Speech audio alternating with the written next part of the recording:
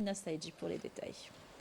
À une époque où les valeurs sont balayées par les intérêts, le Merzen renouvelle sa relation avec l'entité sioniste dans un contexte politique et social qui suscite plus de dégoût que de questionnement. Cette alliance va jusqu'à permettre de redorer l'image de l'occupation sioniste et de faciliter son influence dans différents secteurs, en particulier dans les programmes éducatifs. Il n'est pas surprenant qu'un occupant en soutienne un autre et que l'injustice s'allie à l'injustice, transformant ainsi l'hypocrisie en stratégie et la résistance en un ennemi commun. Le sabotage du système éducatif et la promotion de la normalisation en milieu scolaire sont en contradiction avec une éducation de qualité qui devrait inculquer des valeurs telles que la solidarité, les droits de l'homme et la démocratie. Il est incohérent de prétendre promouvoir ces valeurs tout en normalisant ses relations avec l'entité sioniste. Une éducation véritablement fondée sur des principes solides implique le rejet de toute forme de normalisation avec l'ennemi sioniste. La scène rapportée dans ce manuel scolaire de 3e année primaire au Maroc illustre l'ampleur de la normalisation des relations avec l'entité sioniste qui franchit des limites préoccupantes.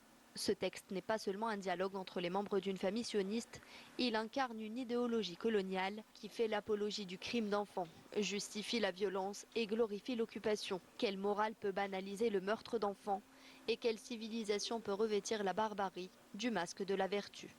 Il est important de comprendre ce qui se cache derrière le dialogue rapporté dans ce manuel scolaire de 3e année primaire.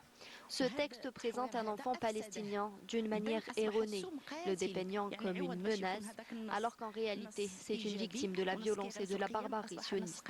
À travers cette normalisation, son image est manipulée et corrompue.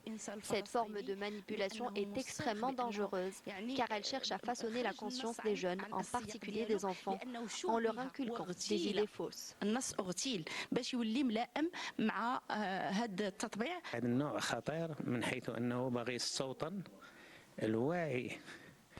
Cette manipulation est d'une grande gravité, car elle vise à influencer la conscience des enfants en leur inculquant des idées erronées.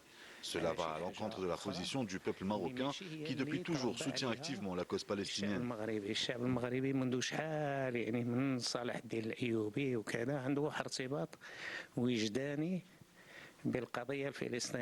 Le Merzen ouvre la porte à un véritable colonisateur culturel à travers l'introduction de contenus qui servent les intérêts de l'entité sioniste dans le système éducatif marocain. Les manuels scolaires deviennent alors des instruments de manipulation visant à modeler les esprits des jeunes générations, une stratégie qui risque d'effacer l'identité culturelle arabe et musulmane au Maroc.